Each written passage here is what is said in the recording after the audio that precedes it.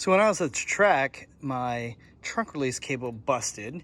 So I rigged this guy right here, this cable right here. I just kind of pull on it and that'll release the trunk, and that line goes down and you can kind of see it down under here. I just pull on it like that and the thing releases. But today I was like, you know what? I'm gonna put a trunk release on here. So this is a little servo that I put together. And I've had this servo probably like 10 years. I don't know. It's been in my toolbox for a while. I used to do car audio. We used to do trunk releases with this thing. So I thought maybe just put it on here. And if you look, all you got to do is wire this to power and ground and you're pretty much out. Put a switch on it, obviously. And you could still use one of these new guys. I'm going to replace this guy as well, so that way I can get rid of this guy. And I'm just going to route it through here, and then it'll attach normally and that'll work. But just in case, I'll have this electric servo just in case. So wiring the servo is pretty simple. This line right over here goes to ground. You can kind of see this line right here. I mounted this little guy right there, and it goes all the way over to this factory ground right here. This wire actually goes to 12 volts. And once this gets ground and once this gets 12 volts, it activates a big magnet in here and it'll pull this line. So this line goes all the way across behind this guy right here, and it goes underneath here and it goes to this relay right there. This relay right there. So let me show you what it looks like underneath. So you can kind of see the line going across here. Can't really see it right there, but anyhow, it goes underneath this guy and it ends up right there at that relay. So to feed the relay, it needs to have power. This is the fuse holder that came with it. I couldn't find my waterproof fuse holders, so I'll probably eventually replace this once I find them. But this is one that came with it, and it is a 20 amp fuse. No, that's a 15 amp fuse, sorry. 15 amp fuse, and that line kind of goes along here, goes under here, and again, ends up on the relay. All right, so you can kind of see the bottle right there. You can kind of see the coolant bottle. And you see this little black line right here. That black line right there, that's me routing. And I kind of attach it and we go all the way into the body and we creep back in right where the trunk release happens. You can kind of see it in there. Here you can see the ECU's right over here. Or sorry, a bunch of the wires are over here. The ECU's over there. But you can kind of see where we pop through right in that section right there. This is us right here. And then we just follow our line right in through here. Follows right through here.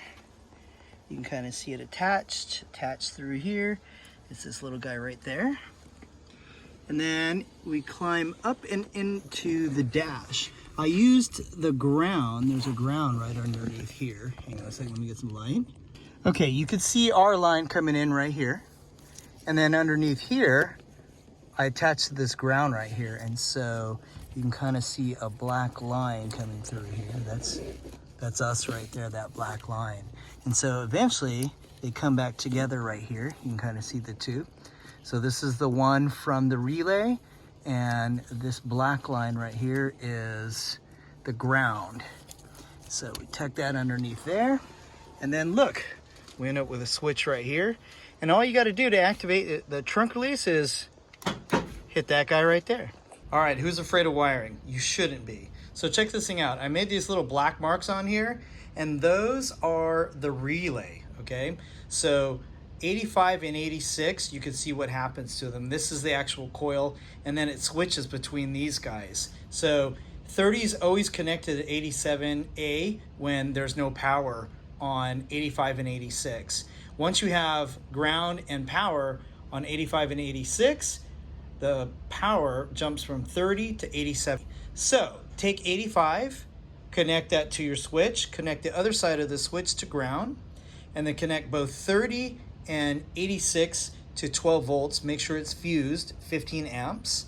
And then this is your solenoid or your servo for your trunk release. Connect one side to ground, doesn't matter which side. Connect the other side to 87 of the relay, and that's easy wiring with a relay. Let's talk about the lock assembly and how I attach to it. So obviously there's a little piece in here, and it's just a little set screw. So you put the lines in there together, put the set screw on. I think it's 2.5 millimeters for that Allen key. Now, as far as putting this thing together, you could see where I went in. I went in through this hole right here, which isn't where this thing attaches. This guy, this ball right here, normally attaches. You can see it in one of my other videos. This ball attaches where this green guy is going. See where that green guy is going right there? That's where it attaches. So what's great about it is it's out of the way. And so when you put the cable back in there, it's not going to affect it at all. And you can see where we hook up that guy right there. Just attach in through there, and I have it going in through the bottom, through that little slit right there. And so you can kind of see where it goes through underneath here, and see where the green thing goes? That's right where the cable goes. And again, it doesn't interfere with the cable, so it allows them to work together.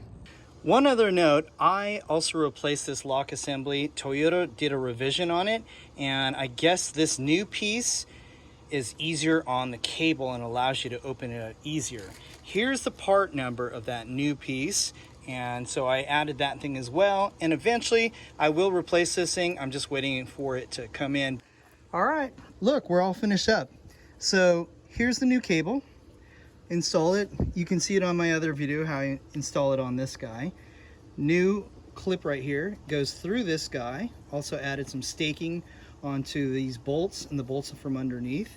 And then this is a new clip as well, and then it goes right into the vehicle, and now everything works great. So I have double redundancy, so either we use the cable or we can use this guy. I also buttoned it up right here. And to prove you guys that it's working, I'm going to put this over here, slide over here, and bam.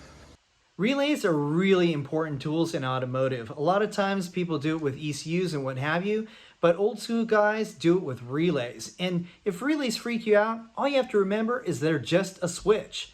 If you power 85 and 86, and it doesn't matter if you throw power on one side and ground on the other, or vice versa, as long as you have it on 85 and 86 and it's powered, the connection between 30 and 87 is there.